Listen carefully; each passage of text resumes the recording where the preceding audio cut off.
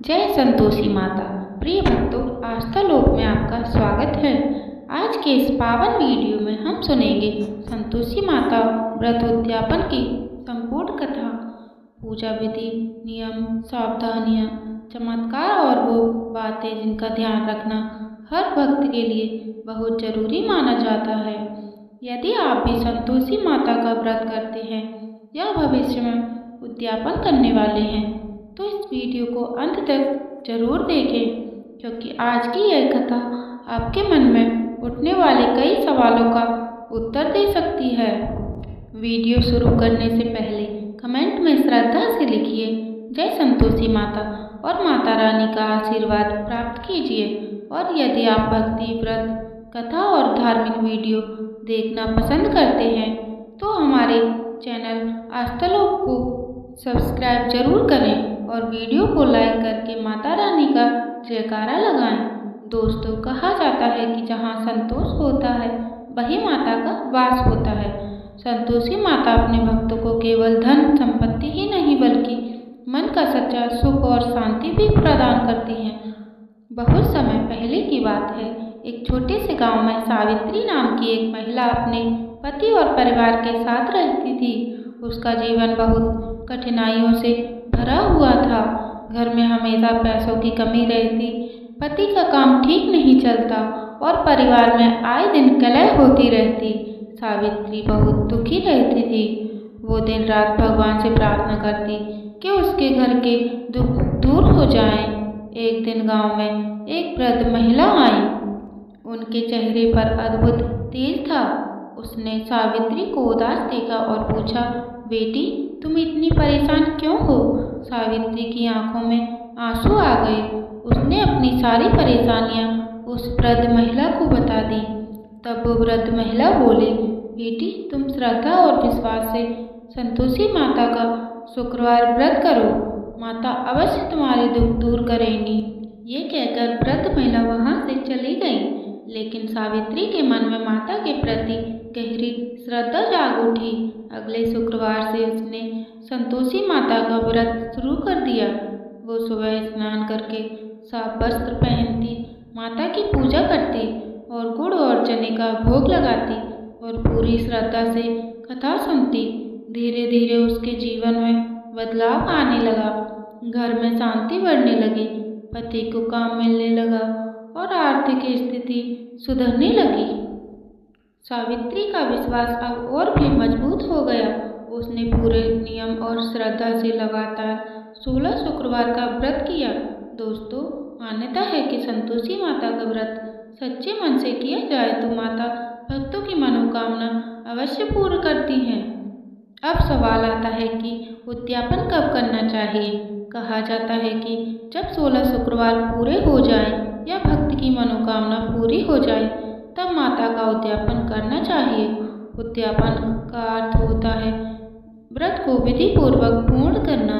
समय बीतता गया और सावित्री की सारी परेशानियां धीरे धीरे समाप्त होने लगी। उसके घर में सुख और समृद्धि आने लगी। तब उसने निश्चय किया कि वो अब माता का उद्यापन करेगी। उद्यापन वाले शुक्रवार को सावित्री सुबह बहुत जल्दी उठी। उसने पूरे घर की सफाई की और गंगाजल छिड़क कर पूजा स्थान को पवित्र किया। उसने एक चौकी पर लाल कपड़ा बिछाया और उस पर संतोषी माता की सुंदर तस्वीर स्थापित की। पास में कलश रखा, नारियल चढ़ाया और घी का दीपक जलाया। अब आइए जान लेते हैं कि उद्यापन में कौन कौन सी सामग्री की आवश्यकता होती है। उद्यापन के लिए मुख्य रूप से गुड़, चना, लाल वस्त्र, फूल, रोली, चावल, नारियल, अगरबत्ती, दीपक, फल, प्रसाद और बच्चों के लिए बिना खटाई का भोजन। दोस्तों, संतोषी माता के व्रत में खटाई का विशेष निषेध माना गया है, इसलिए उद्यापन करने वाले दिन भूलकर भी खट्टी चीज़ों का प्रयोग नहीं करना चाहिए। अब सुनिए पूजा विधि। सबसे पहले माता का ध्यान करें और मन ही मन अपनी मनोकामना कहें।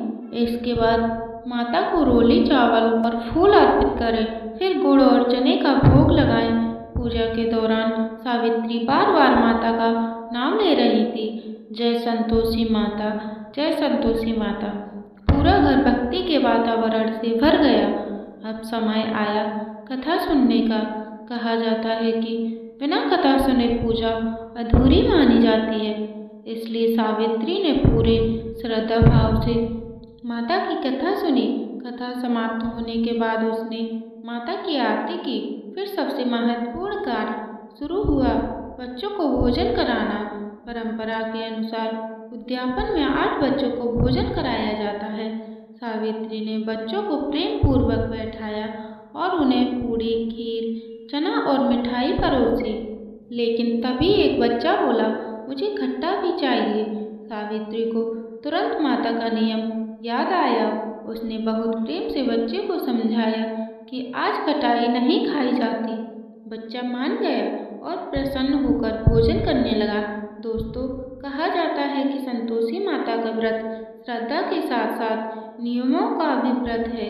यदि भक्त सच्चे मन से नियमों का पालन करे तो माता बहुत जल्दी प्रसन्न होती हैं।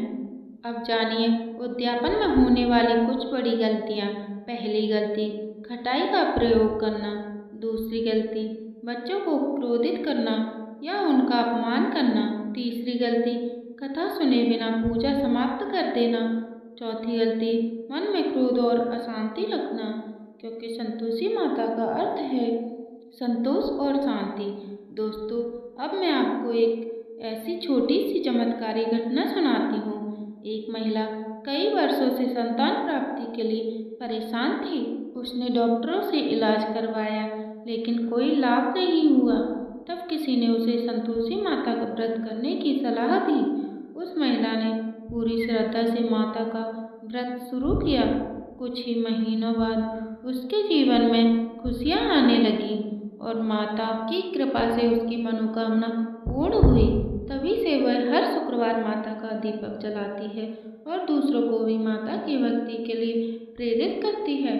दोस्तों, सच्ची भक्ति और विश्वास में बहुत शक्ति होती है। माता अपने भक्तों को कभी निराश नहीं करती। अब बहुत से लोगों के मन में कुछ सवाल आते हैं, आइए उनके उत्तर भी जान लेते हैं। अगर 8 बच्चे ना मिले तो क्या करें? ऐसी स्थिति में जितने बच्चे मिल जाएं, श्रद्धा से भोजन करा सकते हैं। अगर गलती से खटाई खा ली जाए तो क्या करें? माता से क्षमा मांगकर अगले शुक्रवार नियम पूर्वक व्रत करें। क्या पुरुष भी यह व्रत कर सकते हैं?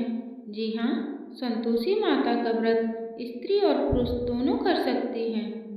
क्या उद्यापन घर में किया जा सकता है? हाँ, पूरी श्रद्धा और साफ सफाई के साथ घर में भी उद्यापन किया जा सकता है। अब आइए माता रानी की आरती बोलते हैं। जय संतोषी माता मैया, जय संतोषी माता, अपने सेवक जन की सुख संपत्ति दाता मैया, जय संतोषी माता। माता रानी आपके जीवन से सभी दुख, कष्ट और परेशानियां दूर करें और आपके घर में सुख, शांति और समृद्धि बनाए रखे। यदि आपको यह कथा और जानकारी पसंद आई हो तो वीडियो को लाइक ज़रूर करें। चैनल आस्था लोक को सब्सक्राइब करें और बेल आइकन को दबाना बिल्कुल ना भूलें, ताकि आपको ऐसे ही भक्ति और व्रत कथा वाले वीडियो सबसे पहले मिलते रहें। कमेंट में श्रद्धा से लिखिए जय संतोषी माता। मिलते हैं अगली सुंदर और भक्तिमय वीडियो में। जय संतोषी माता।